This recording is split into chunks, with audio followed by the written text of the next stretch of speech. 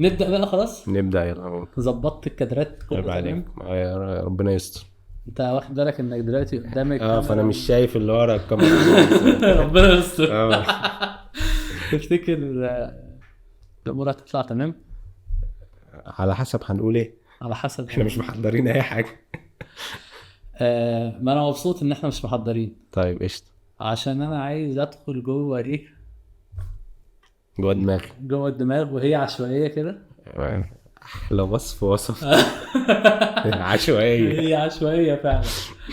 يا ما اتخانقنا في بسبب الموضوع ده. انت عندك مشكله مع الموضوع ده اصلا؟ الحقيقه ما تكذبش. بس ابتديت اتاقلم معاه. عشرة بقى. يعني عارف لما تفقد الامل في حاجه، آه. وبعد مش حاجه وحشه على فكره، بس هو خلاص انت فقدت الامل في ان الحته ديت. خلاص يا جماعه، يعني في سلمه مكسوره هنا، فانت بترفع لا رجلك كده مين عشان قال؟ ما هي الفكره، مين قال ان هي مكسوره؟ ما هي الفكره في إيه؟ او ممكن العشوائيه ده اصلا يكون هو من ضمن الاسباب اللي بتخلي الواحد مميز في بعض الاحيان. يعني انت فاهم؟ ما هي البطه السوداء بتبقى مميزه عشان لونها اسود وسط البط الاصفر، هل دي حاجه حلوه؟ لو الحلاق ماشي. ما انت عشان حكمت ان الاسود ده حاجه وحشه، ما ممكن انا بحب الاسود، انت لابس اسود عشان بتحب الاسود.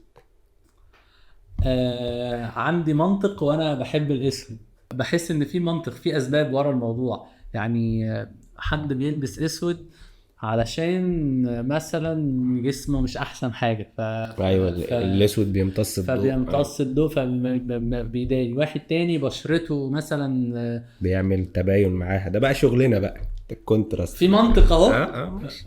ده مش معناه ان البطه السوداء مش كل حاجه مميزه. ايوه مش كل انا متفق مع دي ان مش كل حاجه مميزه هي هي حلوه. ايه اللي خلاك تقول على العشوائيه بقى انها حاجه حلوه؟ ما هو على حسب انت بتعرف الكرياتيفيتي ازاي. انا بحس ان هي الكرياتيفيتي اصلا من جزء من السورس بتاع الكرياتيفيتي هو ايه؟ عشوائي. لا، وهو ان انت، ما هو انت بتجيب من هنا على من هنا على من هنا، فبيبقى عندك الخلطه بتاعتك، ممكن ما تبقاش عارف تفسرها. وده اللي انا اصلا مخليني دلوقتي مش عارف احنا هنقول ايه، لان انا ما عنديش ممكن يكون عندي خلطه معينه في شغلي، بس ممكن ما بقاش قادر اقولها بشكل اللي هو منظم كده. محمد خالد دايما مش هتكونوا بتشوفوه، لان هو دايما ورا الكواليس، دايما هو اللي بيصور، دايما هو اللي بيعمل الايدنتيتي، دايما هو اللي بيعمل ديزاين، حد بيعمل كده شويه حاجات. نسيت تقول هو مخرج البودكاست اصلا. مخرج البودكاست اصلا اللي احنا بنعملها دي. مش حاسس ان كلمه اخراج دي كبيره شويه اللي احنا بنعمله؟ انت بتستقل بنفسك يا صاحبي. انا بستقل بنفسي، بيستقل باللي احنا بنعمله. مش عارف، انا حاسه حاجه يعني على قدها، حاسس احنا بنيجي نقعد نقول الكلام على ايه ونتكلم. ايوه مش انت طب خليش اتعارك معاك. ما دلوقتي سؤال احنا بنقعد قد ايه؟ ما هو السؤال بقى، هل احنا we are not the same. طب ماشي انت بتقعد قد ايه تحضر في ماشي بقعد قد ايه قبل ما نصور نحضر في اللي احنا بنعمله ده؟ يعني اعتقد يبقى ما اسمهاش بنيجي نسجل خلينا نتكلم على النهارده. طيب انت قعدت تقريبا ما يقارب الساعه الا ربع تقريبا تحضر في المكان. احنا قعدنا مستنيينك ساعتين. كنت تعملوا ايه؟ ولا حاجه. لا، الالتزام بالوقت.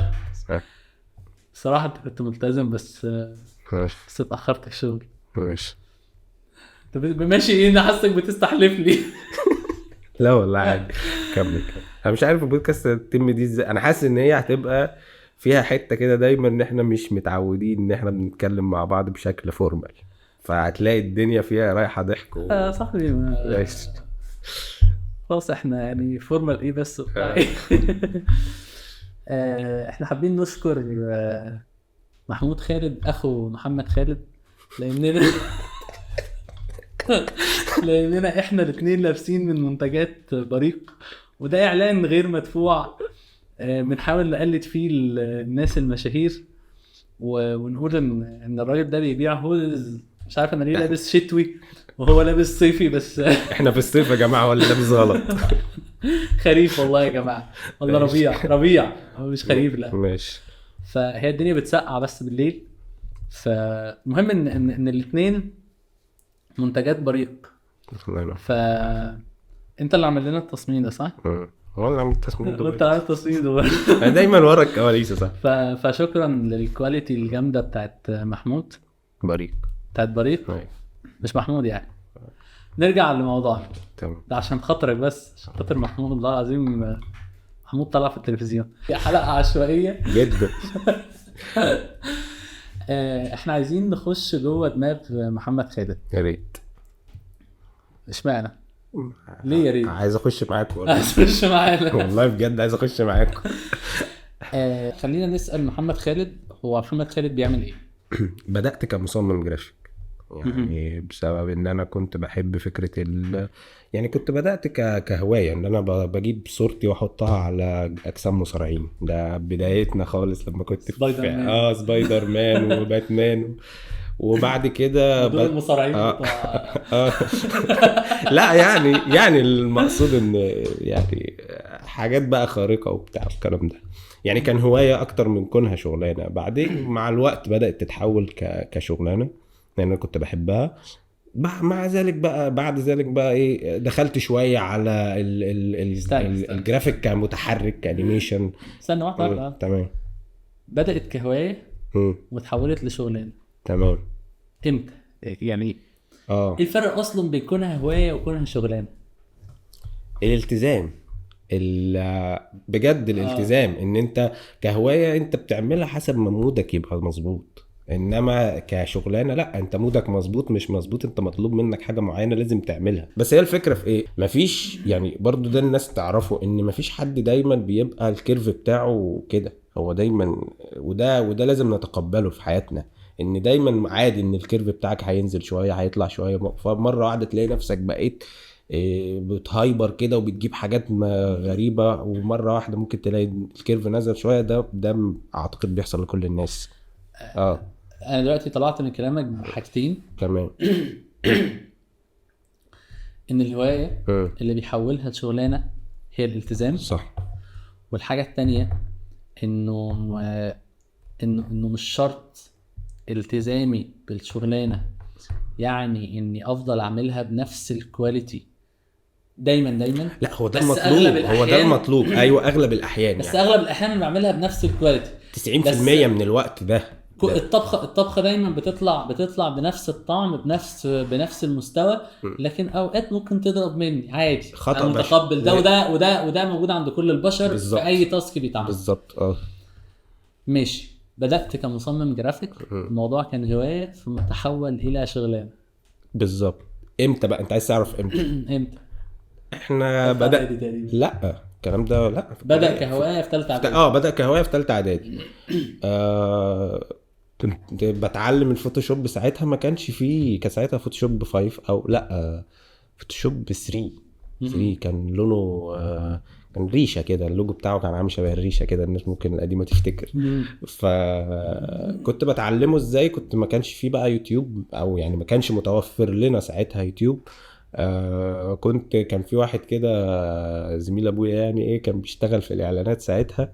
فايه كنت بروح له السايبر، كان عنده سايبر. والله كنت بروح له السايبر اقعد معاه ساعه ساعتين يعلمني القص، يعلمني كوبي اند بيست الحاجات ديت. وساعتها عطالي فولدر مليان صور. طبعا ما كانش برضو في جوجل اللي احنا ننزل صور. عطاني فولدر مليان صور، مليان حيوانات، مليان خلفيات طبيعيه بتاع.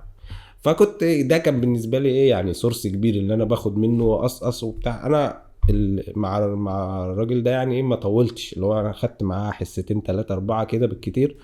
وبعد كده بدات خلاص اللي هو ايه انا فهمت الشكل البرنامج، وقعدت بقى ايه ادور مع نفسي اللي هو ايه ادوس هنا شوف بتعمل ايه، ادوس هنا شوف بتعمل ايه. واحده واحده بدات بستكشف لوحدي من غير اي نت، من غير اي. ودي بحسها ان هي ايه بدات يعني ايه كونت معايا ان انا بقيت بعمل كده على طول يعني.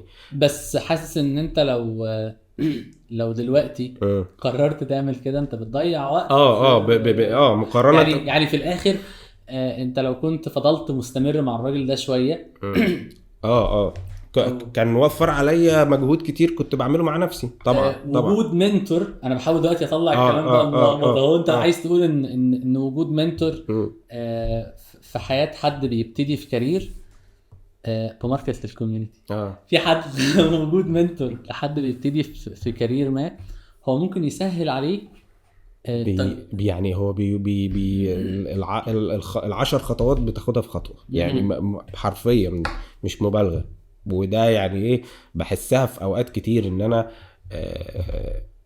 في حاجات كتير في حياتي انا كنت ماشي فيها لوحدي، سواء كنت بتعلم يعني مع نفسي او ان انا مثلا برضو بجيب فيديوهات من على النت او كورسات من على النت، بس برضو ستيل لوحدي، مفيش حد اللي هو بيقول لي لا انت اصلا التراك ده صح ولا غلط.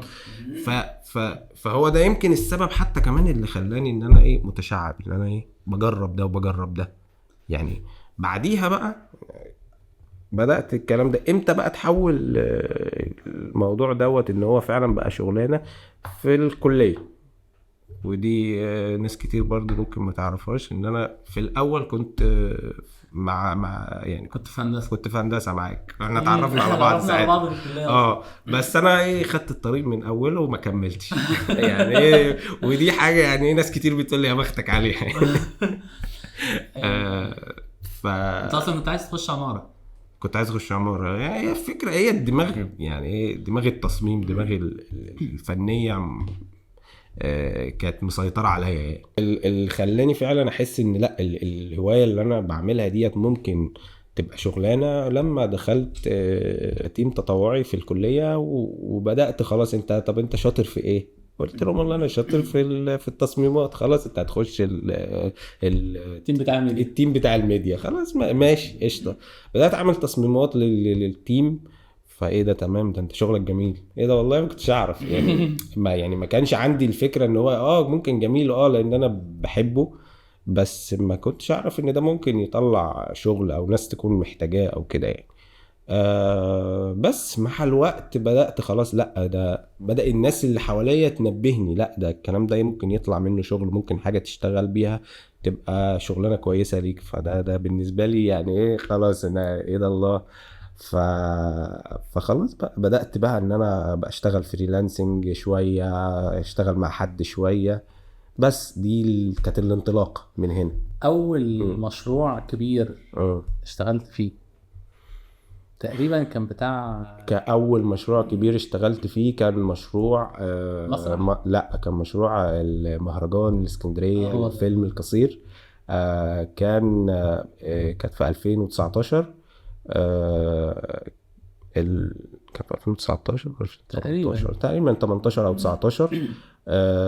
كان مطلوب مني ان انا كنت ماسك التصميمات الدعائيه بتاعت المهرجان كلها ساعتها. يعني كان البوسترات، الفلايرات، الحاجات اللي هي هتتعمل دعائيه سواء على السينما اللي اتعرض فيها الكامبين كلها. كان بس الحاجه الوحيده اللي انا ما كنتش عاملها وهو تصميم البوستر الاساسي، وده كان مصمم تاني اللي عامله يعني. وانا بقى خدت من وراه التشعبات. كان هو زي السيم اللي احنا دلوقتي ساعات بنعملها في الكومباني، اللي هو ان احنا نعمل ايدنتيتي لشركه معينه وحد ياخد من ورانا يكمل بقيه التصميمات. فانا كنت الشخص ده اللي انا باخد من وراه واكمل انا. فدي كان اول بروجكت كبير اشتغلته ساعتها يعني. بس لا قبليها كنت اشتغلت، يعني مش كانتش اول حاجه اشتغلتها، لا انا كنت اشتغلت كتير قبليها. يعني كان عندي بروفايل يعني كان عندي بورتفوليو ساعتها. ده كده الجزء بتاع ان انا لما بدات كمصمم جرافيك عادي. بعديها بدات احس ان انا اصلا في حاجه بقى جانبيه كده كنت بعملها، وهو اني كنت بصور افلام كده انا واخواتي. اللي هو ايه عندي فكره عايز اخليها فيلم. انا بحب الافلام، انا عايز اخليها فيلم. فبدات جبت كاميرا وجيب اخواتي تعالوا العيال مش فاهمه حاجه بس يلا. وكانت افلام مش احسن حاجه يعني، بس هي في فكره. وكانت ساعتها الفكره وانا بكتبها هي اعظم فكره في الدنيا، بس بعدين لما تيجي تشوفها دلوقتي لا عادي يعني فاهمني. بس كان الموضوع ده شغف بالنسبه لي، فمنها ان انا دخلت عالم التصوير، دخلت اتعلم هوايه جديده، هوايه جديده تحول لشغلانه بعد بالظبط. هي دي كان دايما المحرك بالنسبه لي، هوايه جديده. هي فكره ان انا ساعتها اللي كان محرك بالنسبه لي في الوقت ده ايه، وهو اني، وده المحرك بالنسبه لي لحد الان، وهو اني بحب القصص، بحب حكايه القصه. وحكايه القصه دي ممكن بقى تتحكى باي طريقه، ممكن تتحكى بالتصميم نفسه، ممكن تتحكى بالتصوير، ممكن تتحكى بفيلم، ممكن تتحكى ببودكاست شبه اللي احنا بنعمله ده. فهي دي كانت المحرك اللي بيخليني اخش اي مجال جديد. في نفس الوقت ده برضو ان انا خلاص حبيت جو الفيديوهات ده، حبيت ان انا انزل فيديو. فكنت عايز اعمل فيديو كده لعيد ميلاد حد، تمام. فعجبني فيديو على النت كده كان معمول بالانيميشن كده، وفي صور داخله وبتاع. لا في الاخر شويه ترانزيشنز عادي. لا مش ترانزيشن، كان فيديو معمول بالموشن جرافيكس. يعني كان في الصور وكتابه عليها وحاجات كده. فانا عايز اعمل فيديو لده، فاهمني. فدخلت الناس على الجروبات بتاعت التصميم، يا جماعه الفيديو ده بيتعمل بأنهي برنامج؟ فكذا حد قال لي ده برنامج افتر افكت. طب لما نشوف الافتر افكت ده بيقول ايه بجد. فبدات لا خشيت على افتر افكت، قعدت اتعلم افتر افكت واحده لحد ما جاء قدامي. قلت كان في واحد كان ابن عمي ساعتها بيكتب وكده، فقلت له انا في فكره عندي، عايز اعمل فيديو افتر افكت، بس ايه، في فكره عايزها تبقى تحفيزي، عايز كتابه جمله تحفيزيه كده، جمل تحفيزيه تكتبها وانا هعمل عليها الانيميشن. فكان اول فيديو هو كتب ايه، كتب فيديو اسمه الحلم. وده كان اول فيديو انيميشن. يعني الانيميشن ما يعتبرش انيميشن، اللي هو حرفيا انا بحرك تكست بس كده وعليها صور. فكان بالنسبه لي انا قعدت في الفيديو ده كتير جدا ومع انه مع بساطته، بس انا كنت بتعلم فيه. انا دايما بتعلم مش بتوتوريال، اللي هو التوتوريال لا، انا فيه بخلق لنفسي مشروع. ودي بحسها دايما ممكن اديها نصيحه للناس، ان هو اي حاجه عايز تتعلمها، اي تول جديده عايز تتعلمها، اعمل مشروع بيها وتعلم. يعني انا عايز اعمل المشروع ده، انا متخيله بالشكل المعين، فانا عايز هعمله ازاي. والله انا عايز احرك دي من هنا لهنا، بس انا مش عارف، فهسرش وهكذا. عملتها عشوائي والله. نقلتها اعمل اللي بعدها. على فكره مش انا ممكن اعمل كده بس انا وفرت عليا. انا بص، في جزء نظري وفي جزء عملي. ايوه خلينا نتفق ان هي مدرسه، ماشي. في جزء نظري وجزء عملي. صدقني العملي يعني اثبت بكتير من النظري، تمام. انا كده كاني دمجت الاتنين في بعض. بص هو انا عملت حاجه لان انا عايزها، كان الدافع. بص انا مختلف معاك ماشي في الطريقه دي، رغم اني عارف انها مدرسه وعارف ان انا عملت بيها حاجات كتير. يعني انا لحد دلوقتي شويه حاجات اتعلمتهم منك في الفوتوشوب والمونتاج. فاكر لما قعدنا مع بعض في انا ما اعرفش اسامي الحاجات دي ايه. انا بحس ان انا ما ينفعش اقول ان انا بعرف اعمل ده. ورغم ان انا ممكن اطلع اوتبوت حلو.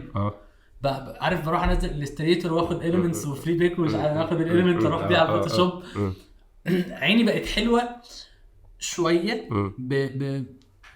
كده بالسنس. ايوه بالظبط. طب اللي انا بعمله ده اسمه ايه؟ ما اعرفش. ايوه ماشي، دي ماشي، دي ما هو دي ما ده غلط اللي انت بتقول عليه، ده غلط. ايوه يعني بس مين قال لك انا مش بعمل كده؟ أيوة مش ده اللي انا بقوله. ما انا لا ما انا مثلا في المونتاج عملت ايه؟ كنت بروح اقعد اصور صحابي في بعد كل 100 ترم اروح اعمل بيهم فيديو. وده علمني وبعمل بيه حاجات، بس انا ما اعرفش اللي انا بعمله ده اسمه ايه، غير شويه دي كات، دي مش عارف ايه، شويه مصطلحات عرفتها من شغل بعد كده. لكن لو فضلت شغال وبعمل كده، عارف انت تقول لي بتعمل ايه، اقول لك تعالى اوريك. انا عارف شكلها اداه الهيلينج، واحنا بنغير رقم البطاقه كنا بنجرب التزوير، عايزين نغير رقم بطاقه، هات الهيلينج واعمل. انا ما اعرفش ان اسمها هيلينج، انا بقول لك في البتاع شبه البلاستر. عارف ما هيلينج برضه. ايوه بس في الاخر انا حد صنايعي. عارف ايه الفرق بين الفني والمهندس؟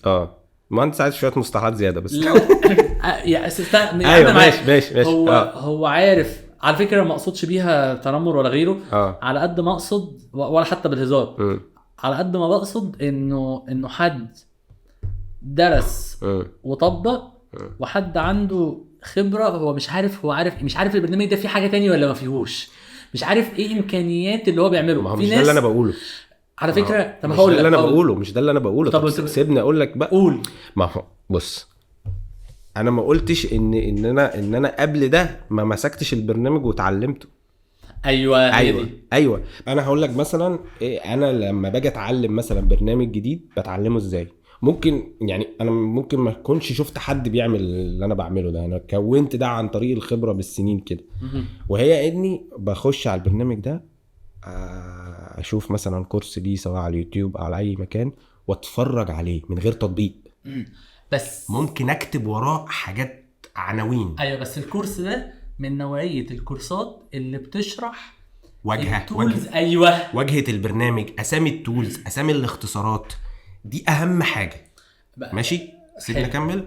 تمام. فاول حاجه بتخش عليها، انا ممكن اقعد مثلا اتعلم برنامج مثلا يعني قبل ما انام كده، اللي هو مش ماسك لا ورقه وقلم ولا ماسك على اللابتوب، انا فاتح الموبايل على الكورس ده وكده، وبتعلم، بشوف الراجل ده بيعمل ايه، شوف الراجل ده لما جاب التول ده عمل اختصار ايه، اشوفه بيشتغل على بروجكت كامل من اوله لاخره.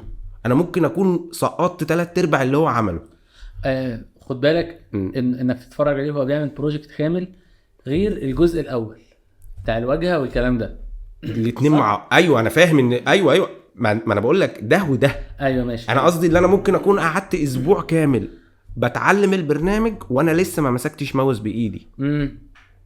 بس انت كونت وجهة نظر عن البرنامج ده بيعمل ايه وعنده امكانيه يوصلك لحد فين، المنتج النهائي بتاعه عامل ازاي، بحيث ان انا ممكن اقرر لا ده مش وقته دلوقتي او مش بتاعي. ايوه عارف المشكله دي بيقع فيها مثلا. عارف الناس اللي بتعمل، كنت بتناقش مع كلاينت الاسبوع اللي قبل اللي فات تقريبا، وكنا بنتكلم على التصوير والمونتاج وسعره كام ومش عارف ايه. فقلت له انا مش بعرف احدد السعر بتاع التصوير والمونتاج على بعض. التصوير هو حسبته تايم بالظبط. هو انت الفوتوغرافر هيجي يقعد معاك شهر، هيجي يقعد معاك يوم، هيجي يقعد معاك ساعتين. ايوه انت بتحسبه بالوقت. هو وقت هيخلص خلاص خلصت يوم الماتيريال او اخذ الماتيريال عشان يعمل الشغل اللي بيتعمل على الماتيريال ده. انا ممكن اقعد مع مدرس طول النهار اصور 3 حصص والمونتاج بتاعها تعبان خفيف جدا. ممكن طول النهار ده اصور مع واحد 20 ولا 40 ريل، وكل ريل عايز في كل ثانيه افكت ومش عارف ايه وشغل. فاقعد عشان امنتج الكلام ده اقعد فيه شهر. ممكن اروح اصور فيديوهات على حسب الماتيريال دي ما تتحسبش شبه دي. طب ازاي بقى الاستوديوهات بتحدد تقول لك تصوير 3 ساعات بمونتاجهم بكذا، او تصوير يوم بمونتاجهم بكذا؟ طب انت عرفت منين انا هعمل ايه في المونتاج؟ هقول لك هو بيدي متوسط للشكل، انا هعمل لك حاجه شبه دي بكذا. بس هم ما بيقولوش كده، هو قال لي هم بيقولوا ده. هو لما انت تخش له في الرسائل او لما تساله بيقول لك. بس كلامي معاه هو سأل حد فعلا مجرب، قال لي هم امكانياتهم او فكرهم عن المونتاج ان هو ليميت معين كده. فهو ليميتد بحته معينه، وهو ممكن يبقى فاكر ان هو ده المونتاج اللي بيتعمل هنا، او هو في ريفرنس هيقول لك تعمل ده. اللي عايز اقوله انه عدم معرفه امكانيات التول اللي في ايدك او انها او شكل البرودكت النهائي ممكن يخلي معرفتك محدوده باللي انت عامله من غير ما تبقى عارف انت ممكن توصل لفين. انت ممكن تكون فاكر ان انا اللي عامله ده حاجه جامده جدا وهو لسه ممكن انت لا في انا فاكر كتير. ان المونتاج هو ان انا اجيب فيديو احط بعديه فيديو. بس انا ما اعرفش ان انا ممكن ابقى قاعد هنا وابقى قاعد هنا وانا بصور في نفس الفيديو واركبهم فوق بعض واحط الصوتين. ما بقاش عارف ان انا ممكن اشيل الصوت من الفيديو واروح احطه. تلاقي واحد معرفته محدوده شويه يقول لك لا ما ينفعش، ده الصوت لوحده هنركبهم على بعض. أيوة. انت فاهم؟ انا بالظبط. بضرب مثال فاهم، ساذج، فاهم. بس في الاخر المعرفه الاولانيه دي هي اللي بتقول لك انت اتعلمت على الاقل ايه. ما تروحش تقول انا بروفيشنال في مش عارف ايه، وانا بعرف اعمل كذا، وانت مش عارف غير 10%. بالظبط بالظبط. فانت حتى لو ما عملتش ده ورحت تقول انا بعرف اعمل 1 2 3، وجا واحد قال لك اعمل كذا فطلعت برودكت ده تعبان، هو اخد عنك فكره وانت مت من قبل ما تصحى، صح. من قبل ما تقوم. صح. فدي النقطه اللي كمل كنت بقول دي اول حاجه، ان انا ممكن اقعد حبه حلوين بتعلم على البرنامج من غير ما امارس بإيدي. بعد كده لما اجي مثلا هعمل بروجكت، غالبا ما بعملش بروجكت بخطوات الكورس اللي هو لا، انا بقى بخلق لنفسي حاجه عايز اعملها، بخلق لنفسي مشروع انا عايز اعمله. عايز اعمل، لو انا مثلا بتعلم برنامج 3D، فانا مثلا لا، انا في خيالي انا عايز اعمل مثلا شكل كاميرا، بصمم تصميم في دماغي حتى لو كانت حاجة بسيطة. تمام. وابدأ اعملها، هعطل فهروح اسأل، هروح ادور، هعطل فهروح، وهكذا.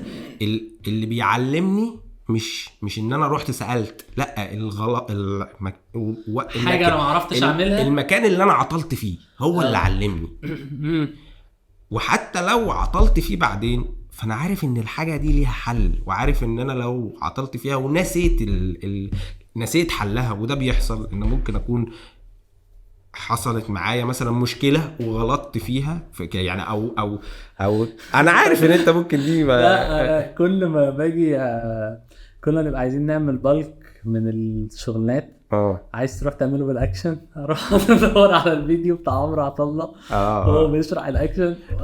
بتحصل في اوقات كل ما عارف انت كل مره عارف ان انا اروح اتفرج على توتوريال معينه بتبقى انت عملتها يعني عشان ما بتتكررش قدامك كتير. ممكن يعني ايه انما لو حاجه زي كده بتتكرر قدامك كتير، فخلاص لا، اعتقد ان انت بكده مخك كده هيبقى حافظها دايركت يعني. بس فاعتقد ديت الطريقه اللي انا عن نفسي بعملها لما باجي اتعلم اي برنامج، وبعد كده خلاص ببدا اخد شغل فيها، اخد شغل مع نفسي وابدا اعمل. هي دي الطريقه اللي اي حد هيتبعها عشان يتعلم اي حاجه. هو محتاج ياخد اوفر فيو كده عن الموضوع، بس ما بطولش فيها. هي الفكره ان انا ما بطولش في الجزء اللي هو النظري ده. انا باخد اللي انا عايزه منه. ايوه انا فهمت الموضوع عباره عن ايه بالزبط. فعايز اطبق. على الاقل بتاكد ان انا فاهم ده او هي بيبقى بالنسبه لي اكتر ان البروسيس ماشيه ازاي. هي اصل انت لما بتيجي تعمل مثلا تشتغل على الفوتوشوب او تشتغل على افتر افكت او مونتاج او كده، فانت عندك اصلا ترتيب الفايلات دي حاجة وبتاخد لها، وان انت تشتغل دي نقطة، وبعدين تحط الافكتات دي نقطة، وبعد كده الاكسبورت دي نقطة. فان انا في فيديو واحد اشوف واحد شغال على كل ده مرة واحدة، حتى لو انا مش عارف التفاصيل الدقيقة بتاعت كل حاجة منها، بس انا عارف ان دي البروسيس. على فكرة انا مقتنع تقريبا دي اول مرة نتفق. انا مقتنع بده. يعني في الكوميونتي واحنا نبقى عايزين نقول ان احنا اتعلمنا، فانا بقول لهم ده كورس ريكورد عايزكم تتفرجوا عليه الاول في البروسيس بشكل عام كلها اللي احنا بنتبعها في الشغل، ثم تعالى بقى نطبق بقى مع بعض ونتحط في كيسز ونطلع الاوتبوت بناء على اللي احنا ذاكرناه وعارفينه. هي انا شايف انها هي طريقه تعلم اي مهاره في الدنيا اساسا. بالظبط. يعني لو انت تتمنى ان يبقى في تعليم في الجامعات كويس، هتقول انا عايزهم يدونا اوفر فيو كده عن الموضوع، ودخلونا ارمونا يا عم في قلنا في مشكله هنا ومحتاجين نحل المشكله دي. حاجه تطبيقيه. القسم الوحيد او القسمين اللي كنت بشوف انهم بيطبقوا فعلا كويس او بيشتغلوا زي ما هيشتغلوا بره في الشغل، هم قسم كمبيوتر وقسم عمارة. علشان خاطر هم بيتحطوا خلاص، احنا جوه بيئة العمل اللي هتتطلب منهم في سوق العمل غالبا بنسبة كبيرة. بروجكت بيعمله بكودينج وبروجكت بيعمله على 3 دي ماكس ولا الستريتور ولا غيره، او بينزل مواقع يصور، تلاقيه البروجكتس بتاعتهم القلعه ومش عارف ايه، فتلاقيه راح صور البتاع ده وجاي بيعيد رسمه وبيعمل. ففي الاخر هي دي طريقه التعلم السليمه. احنا رحنا للكلام ده كله من محمد خالد مصمم الجرافيك، وبعدين رحنا للتصوير بعد كده واتكلمنا عن ازاي ممكن نتعلم اي برنامج بالظبط، او طريقه محمد خالد وهو بيتعلم اي برنامج. الحاجات دي كلها ما حسستكش انك بتشتت نفسك؟ في بعض الاوقات يعني بس يعني هو انت بتيجي تقول لنفسك هو الكلام ده لو انت انت شغال في مجال، لو انت مثلا كل حاجة من دول ممكن تعتبرها في مجال مختلف، بس انا بحس ان احنا في الاخر احنا في مجال واحد. يعني انا ممكن ببقى شغال لو انا مثلا بتاع انيميشن مثلا، فانا هحتاج ان في واحد قبليه مصمم جرافيك يصمم لي المشاهد، اخدها منه اكمل. بعديها ممكن واحد مونتير ياخد من ورايا يحط مثلا يقطع ويحط الساوند افكتس ويظبط ورايا. فانا هو الفكره ان انا وفي بعض الاوقات كنت ببقى مضطر ده اللي هو ما انا لازم اخلص البروجكت ده كامل. فانا هتعلم كل التولز اللي مفيش حد قبليه ياخد منه ولا في حد بعديه يديله، عشان هو مفيش فتعلمت بالطريقه دي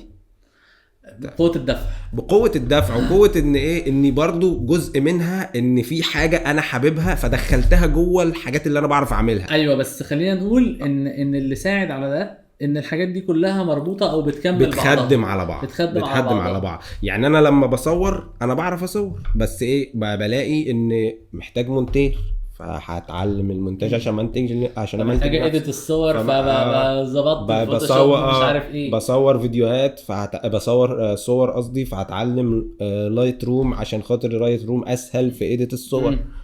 يعني تعلم الحاجات الزياده لو كان نابع من احتياج فهو مش هيسبب تشتت كبير، وفي نفس الوقت احنا عارفين ان هو مش هيبقى بنفس درجة اللي بيعمل الشغلانة دي بالظبط. طب يعني انا هقول لك حاجة بقى، وانا حاسس ان دي برضو ناس كتير ما بتركزش عليها، وهي ان احنا عندنا عندنا في مصر بالذات، او يعني في المنطقة اللي احنا فيها، ان ده بحسه مش رفاهية ان انت تركز على نيش ضيق قوي وتفضل مكمل فيه وتقدر تجيب منه فلوس.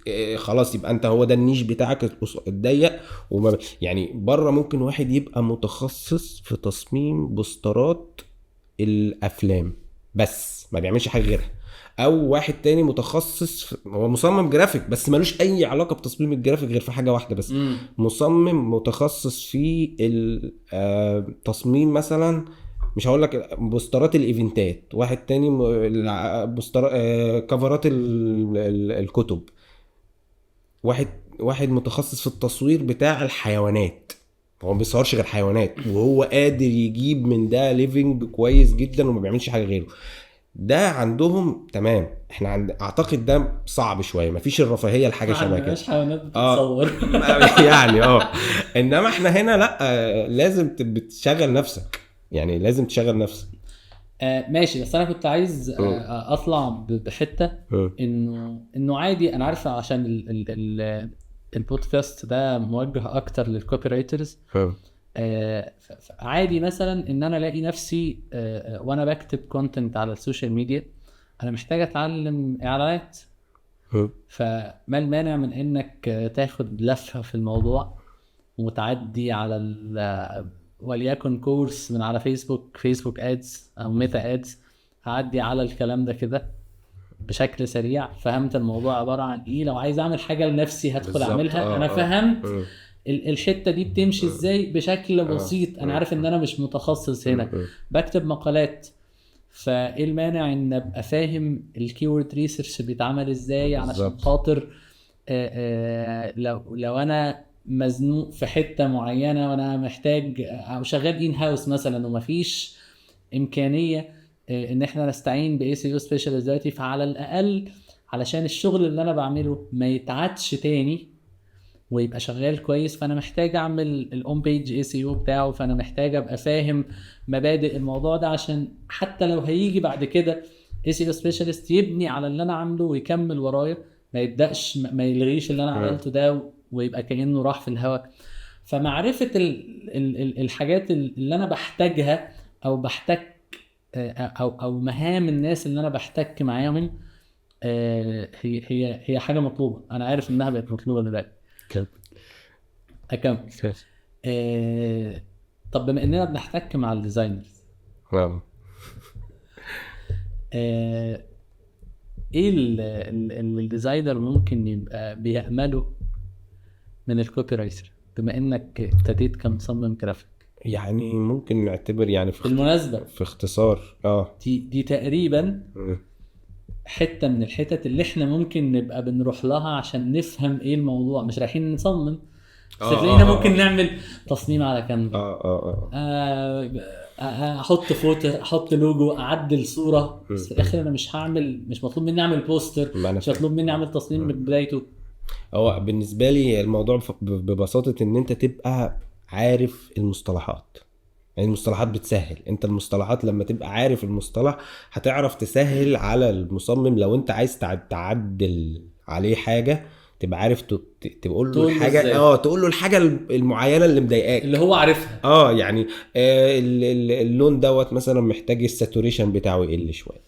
انت محتاج عارف يعني ايه ساتوريشن، بالظبط، عارف يعني ايه اوبستي، اللاير ديت محتاجه مثلا تقل شويه او ان هي تتخفف شويه او مصطلحات. لما مثلا انما مثلا يجي لك واحد يقول لك التصميم مش حلو، طب ليه؟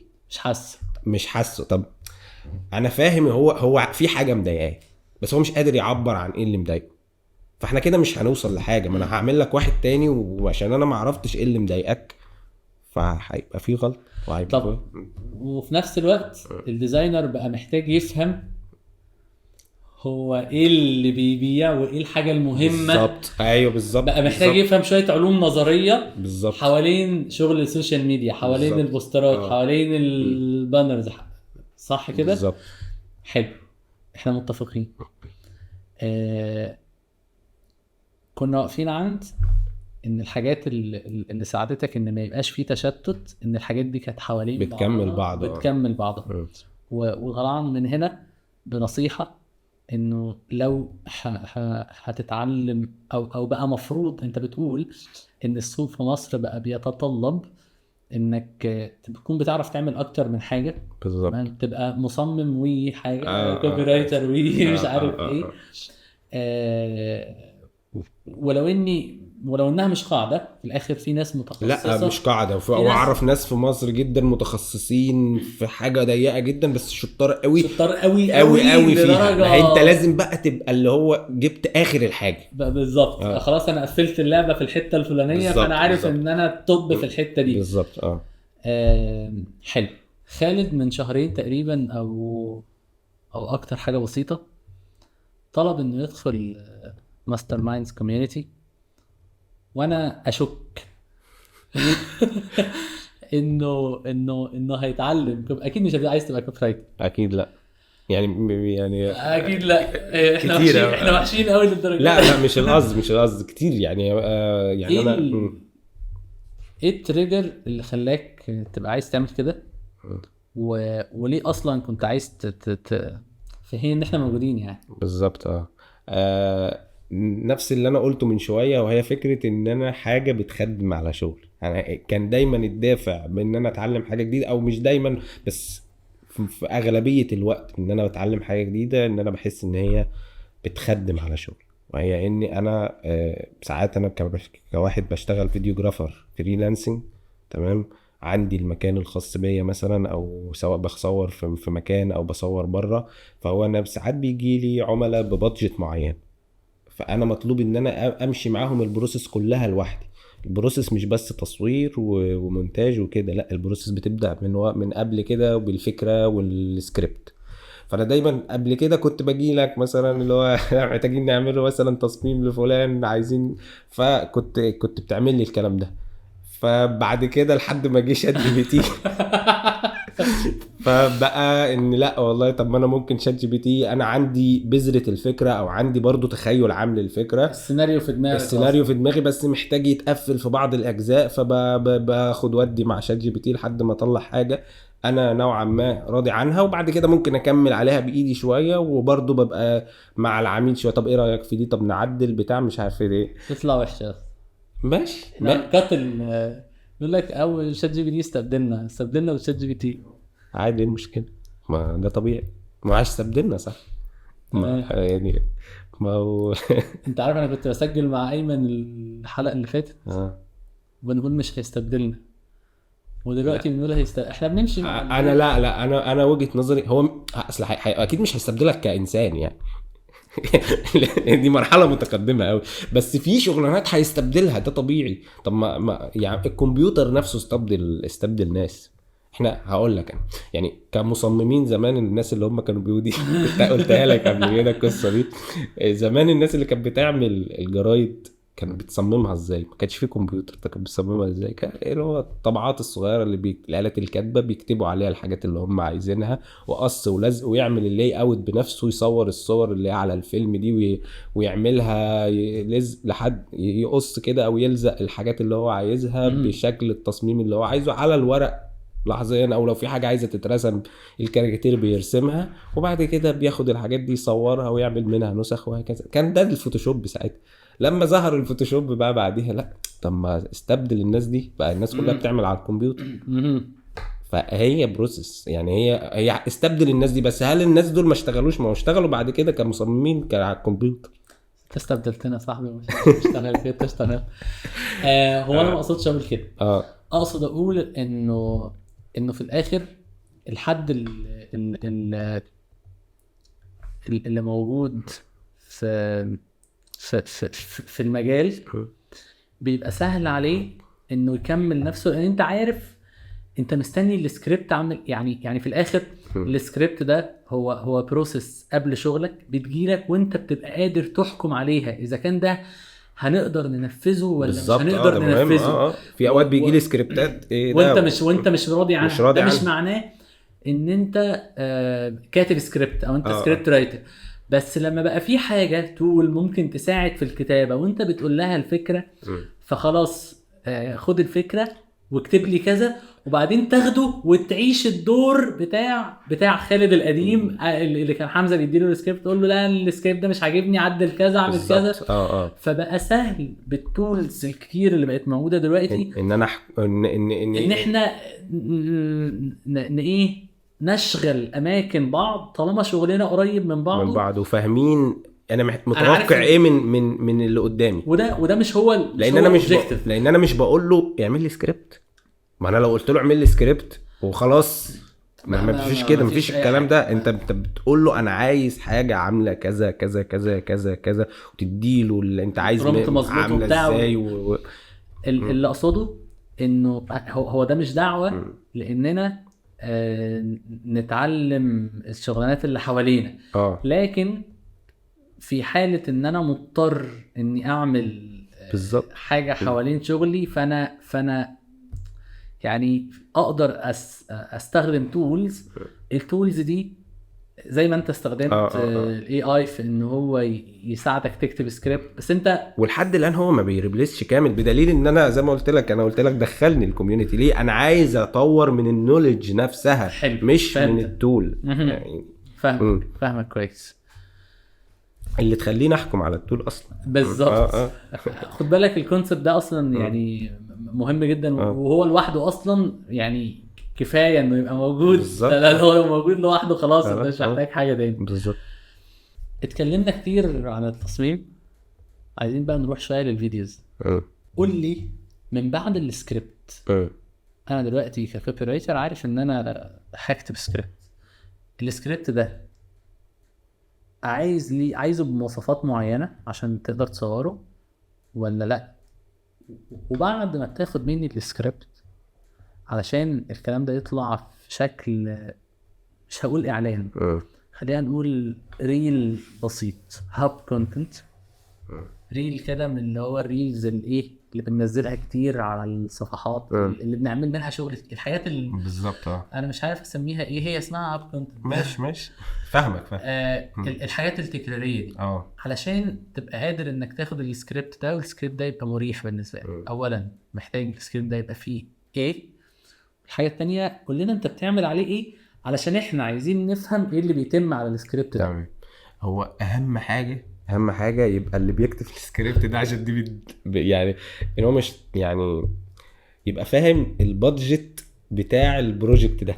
دي حاجه مهمه جدا، لان هو ممكن يقول لك هيكتب لك سكريبت ان واحد طلع الفضاء ماشي، ممكن ينفع، بس احنا معانا مثلا البادجت بتاعنا او الريسورسز بتاعتنا، ان احنا عندنا استوديو مثلا في المكان الفلاني، او لو هناخد مكان او بره، او الادوات اللي معانا ايه، او المصروف على الفيديو ده قد ايه، على اساسه هتقدر تجيب ايه. بس عشان احنا بنتخانق في الكوميونتي على البريف والجزء والجزء اللي تحت هم فاهمين ده مهم جدا. ده مهم جدا ان انت تبقى عارف ان يعني ان انت بتعمل كرييتيف ايديا، بنفس الوقت بتبقى ليميتد شويه بالريسورسز اللي معاك، ليميتد شويه بالقدرات الانتاجيه اللي محطوطه لك. في الاخر انت عارف ان انت هتصور في اوضه صغيره، مثلا ما تجيش تقول لي انا عايز كواد كوبتر مثلا فاهمني. ف ده ساعات بيبقى موجود، لا لو البادجت بالنسبه لك مفتوحه وخلاص اعمل اللي انت عايزه بس. دي اهم حاجه. وساعات انا برجع سكريبتات لا الحاجه دي مش هتتنفذ، او لو هتتنفذ هتعلي هتعلي في البادجت قوي. هتبقى لا احنا الحاجه دي عشان تتعمل هتاخد حتى مش شرط كمان كصرف، لا كمجهود. يعني بالمناسبه انا بحس اصلا ان في فوتوغرافرز وناس تعمل اعلانات وكده، هم مظلومين بسبب ان هم معهمش بادجت يجيبوا بيها ممثل يصور بيها الفكره بتاعتهم. يعني يعني في الاخر بص على الانسر دلوقتي اللي انت تجيبه عشان يعلي لك الاعلان بتاعك. ده بادجت يعني مثلا بلبن على سبيل المثال، هو ممكن براند كبير قادر ان هو يجيب ممثل واثنين وثلاثه ويعمل كامبين نوستالجيا وبتاع. طب انت ممكن يبقى عندك هو الفيديو فكرته عاديه بسيطه، بس انت ممكن يبقى عندك فكره، بس الموارد يعني تمنعك انك تنفذ الافكار دي. وده انا هقول لك حاجه، ما هي الفكره ان ايه، لا ما هو مش شرط. لا ما اقصدش، انا اقصد اقول ان مش معنى ان انت بتعمل افكار بسيطه ممكن اداء الشخص يبوظها، وانت جربت معايا حاجات من دي كتير. اداء الشخص ما يطلعهاش زي ما انت متخيلها بالظبط. بس هي دي الموارد اللي قدامك. فانت ما تتضايقش انك مش قادر تعمل اعلاني. يعني ما هي ده دور ان انت برضو انت مش لوحدك شغال. ما هو معلش انا مثلا، ما انت ممكن ككاتب سكريبت تدي السكريبت ده لمصور مش كويس، هيطلع الفكرة بتاعتك بشكل مش كويس، هيطلع جودتها وحشة، والصوت اللي طالع يعني حتى مش شرط الشخص اللي بيمثل او اللي بيأدي، لا ممكن اللي واخد او المنفذ او المخرج للفكرة دي اصلا ما يشوفهاش شبه ما انت شايف، او حتى يبقى الاداء بتاعه قليل شوية فيظلمك. فهي بروسس بتكمل بعض. ايه الحاجة التانية اللي ممكن تبقى مهمة بالنسبة لك ولازم يكون صاحب السكريبت او كاتب السكريبت عارفها او مراعيها؟ هل بتبقى محتاجه مديلك مشاهد مثلا؟ هو ده بيسهل. يعني لو هو مثلا ممكن نقول ايه، فلان بيقول لفلان كذا او بيقول كذا، تمام، ممكن يكتبها كده، ده كويس. والمخرج ساعتها هيشتغل ان ده بقى هيتخيله في انهي بيئة وبأي شكل والطريقة عاملة ازاي. او ممكن يسهل عليك ويديك اقتراحات، لا ده انا عايزهم قاعدين في مكان شبه مثلا عيادة، او قاعدين في مكان او هو بيخش عليه بالشكل الفلاني، او الكلام ده ممكن يتخيله معاك. وبعد كده بعدين بيجوا للمخرج او بيجي للمصور اللي هيصور الكلام دوت ويتخيلوا بقى ينفذه، يبدا يرسم الكلام ده، يشوف هل ده فعلا هينفع، هيعدل عليه طبعا، هيحط وجهة نظره في الموضوع. بس ده بيسهل عليك لما تبقى فاهم ان انا مثلا لما باجي اخد السكريبت منك بعمل حاجه اسمها ستوري بورد. يعني ايه؟ لو ده يتطلب في شغلانات لا خلاص هو واحد بيقعد قدام كاميرا وخلاص فمش محتاجه ستوري بورد، بس لو فكره تتطلب ستوري بورد فلا، انا هحط المشاهد دي في ستوري بورد. يعني ايه؟ ان انا اتخيل شكل الكادر بتاعي عامل ازاي، شكل زي حركه الكاميرا، شكل الاضاءه، الكلام ده كله بحطه قدامي في ورقه او يعني في سكتشات كده. ان الكلام ده بقى هو لو عارف الكلام ده فهيبدأ يقول لي لا خلاص انا عايز الكادر الفلاني ده عامل ازاي، عايز كل ما كان فاهم اكتر كل ما ده بالظبط. بيريحك اكتر. طيب ماذا بعد السكريبت؟ بعد ما السكريبت بيوصل لك وانت شايف ان السكريبت ده تقدر تعمل عليه ستوري بورد كويسه او شايف انه هيتصور بسهوله، انت بتعمل ايه؟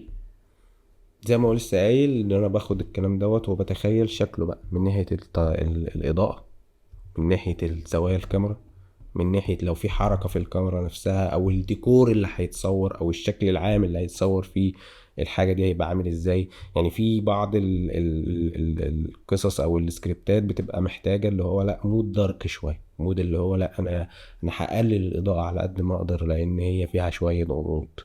تمام. لا في حاجات تانية لا انا ببقى عايز لا الاضاءه تبقى فاتحه والجو يبقى ايه اللي هو ايه، في تفاؤل، في اريحيه في التعامل، في فاهمني. فعلى حسب انا عايز اوصل لايه. ما هو في الاخر الاعلان ده في الاخر بيتكتب لما بيجي لي بيبقى في هدف ورا الاعلان ده، سواء الاعلان او فكره في سكتش او في هدف وراه. فالهدف اللي وراه ده فيه احساس او فيه كده، ده بيترجم في اختيار الكادرات، ده بيترجم في اختيار الاضاءه، ده بيترجم في المكان او الديكور اللي احنا بنعمله او نجهزه او بنختار. انا مبسوط علشان انت قلت كذا حاجه يعني جايه في القلوب بالنسبه لنا. اي سكريبت او اي اعلان لازم يبقى ليه هدف. الحاجه التانية لازم نكون بنراعي الموارد. لا دي اهم حاجه على فكره، لان بتحط في يعني بتحصل ان انت بيجي لك سكريبت يا جدعان مش يعني هي انا عارف البروسيس ان ده يتعمل ازاي، بس الموارد المتاحه لا تسمح بذلك. فهمت. تحب تقول ايه للجماهير؟ لا ما تليش في الموقف، ما حطكش في الموقف. ما عندكش كلام تقوله ممكن في معجبين ومعجبات. انا ممكن اقول بقى عارف انت تصحى الفجر وتستحمى بدش ساقع تستحمى بدش ساقع. تجري بقى، تروح الجيم الرياضه قلل كرب، خفف والعب صح. تدخين يدمر الصحه. ايوه خفف وزنه والعب صح كده. هل جزئيه الموارد ممكن تولز الاي اي دلوقتي تحل الكلام ده؟ هتحل جزء منها فعلا. خلينا نتكلم بقى على التصميم والمونتاج. تمام. ممكن تحل جزء منها ازاي؟ تحل جزء منها يعني لو انا مثلا في اوقات مثلا ببقى محتاج ان انا عايز صور واحد بيجري مثلا، او عايز ستوك مثلا لصورة مدينة من بعيد وفي تخيل معين ليها، عايز مثلا شكل الارض مثلا، انا في سكريبت في دماغي وعايز بداية بتاعته تبقى شكل الارض وهي متدمرة خلاص مثلا نهاية العالم. فانا عايز حاجه ما بقاش واخدها من فيلم تبقى اوريجينال بتاعتي، فهضطر لا خلاص ساعتها الاي اي ممكن يحل معايا حاجه شبه كده. عايز اغير يعني شكل ملابس معينه، عايز اشيل حاجه معينه، ودي برضو يعني ان انت مثلا تشيل حاجه صغيره في كادر مثلا ما كانتش عاجباك الاول، كانت الاول ممكن هتاخد بروسيس طويل عشان تعملها، دلوقتي الاي اي ممكن يخلي لك بسهوله جدا تقدر تعدل عليها. بقى سهل ان انا احلم بفيديوهات او بكادرات او بفيديوهات حتى مقاطع، بس مش معتمده على الشخص نفسه، او حتى ممكن تبقى معتمده على الشخص نفسه. لسه بص لسه في الاشخاص لسه في شويه يعني ان انت تعدل على او طول بتبقى متقدمه جدا وبتبقى مدفوعه وغاليه وكده، موارد بقى. موارد بس ان انت ممكن حاجات في الانفايرمنت ممكن تبدا تظبطها بالاي اي دي، يعني اكيد سهلت الموضوع طبعا. وفي الديزاين وفي الديزاين طبعا لا الموضوع بقى سهل جدا يعني، بقى خلاص احنا الديزاينر بيستخدم التولز بتاعت الاي اي ازاي؟ يعني ان انت بتبقى عندك مثلا تخيل لكادر معين، تمام، بس مش لاقي له. هو غالبا بستخدمها في الستوكس، يعني مثلا انا عايز مثلا صوره شخص مثلا لابس خليجي وماسك تاب مكتوب عليه حاجه معينه بزاويه معينه، فانت هتجيب الخليجي اللي ماسك التاب وانت هتكتب. لا انت ممكن اصلا تديله الصورة لشخص تاني مش خليجي ولا حاجة، شخص تاني ماسك التاب دوت، تمام، وتقول له انا عايز نفس الكادر ده، نفس الوقفة ده، نفس البوز ده، بس بشخص لابس عباية خليجي او بالشخص الفلاني، وتديله او صورة الشخص الفلاني، عامل موديل عليها، او صورة الشخص الفلاني بالظبط. فانت بتسهل، بس برضو دايما بيبقى عندك ريفرنس.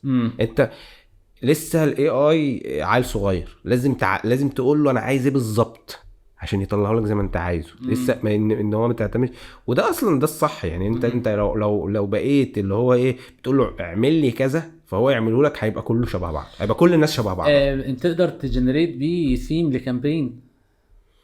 كنت عملت ده في لا ما بص، ما دي الفكره بقى. انت ما بتجنريتش، مش هو مش ثيم، هو انت عملت اول نسخه.